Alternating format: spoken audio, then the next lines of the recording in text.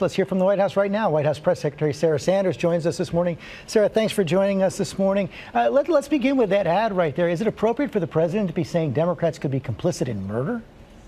Look, the president's #1 job as commander-in-chief and as the president is national security, and we cannot protect American citizens. We cannot protect this country if we don't secure our border. That's the point the president's trying to make. It's the same point that he's made since he first started running for office and certainly since he was sworn in as president. It's absolutely appropriate for the commander-in-chief of this country to do everything he can to make sure he's protecting our citizens. Might make it more difficult to get the negotiations with Democrats going, but does the president support this emerging compromise that there should be a guaranteed vote on DACA in the Senate, in the House, in return for this extension of the government funding?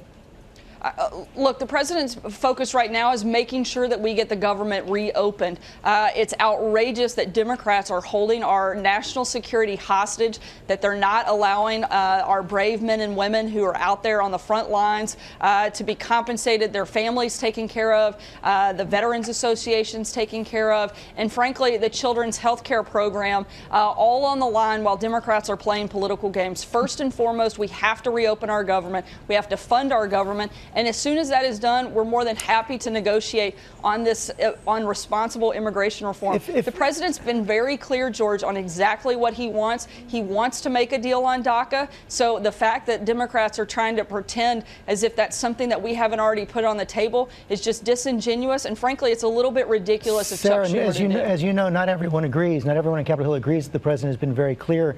You've got Senator Lindsey Graham, Republican, saying he hasn't been a reliable partner. You've got Senator Chuck Schumer saying it's like negotiating with Jell-O. Even Senator McConnell says he can't figure out what the president wants.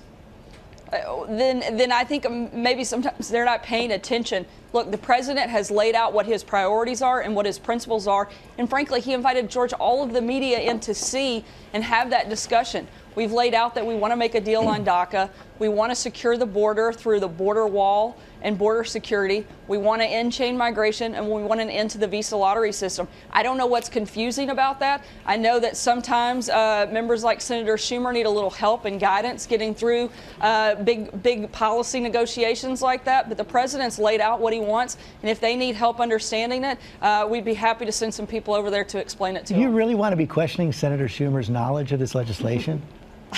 Look, if he's unclear about what the president has laid out, then possibly. I think, frankly and sadly, that Senator Schumer is playing games. Look, he wants to make it like this is the president's fault and that the president hasn't been anything but clear, but he has. We've laid out multiple documents explaining and outlining exactly what we're asking for.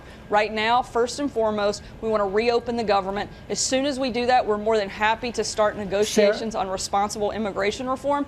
And the Republicans are the only ones that have laid that out and laid it out both in principle from the White House and in legislation by House Republicans. If the president's top priority is getting the government reopened, why not call everybody down to the White House today? Democrats, Republicans together in the Oval Office. Back when President Obama was in office, that's exactly what Donald Trump was calling on him to do.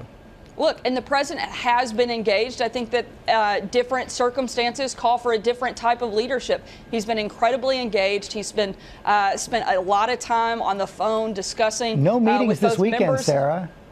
He's had a lot of meetings internally with staff here at the White House, and they've been going back and forth with negotiations. The president has had, everybody wants to talk about the last 4 days, but George, this negotiation has been going on for several weeks, and the president has had multiple meetings over the course of that time, bringing in Republicans, Democrats, laying out what we want. The thing that I find so baffling is Democrats support everything in this piece of legislation.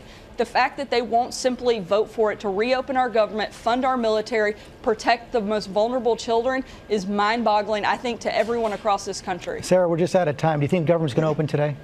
I sure hope so.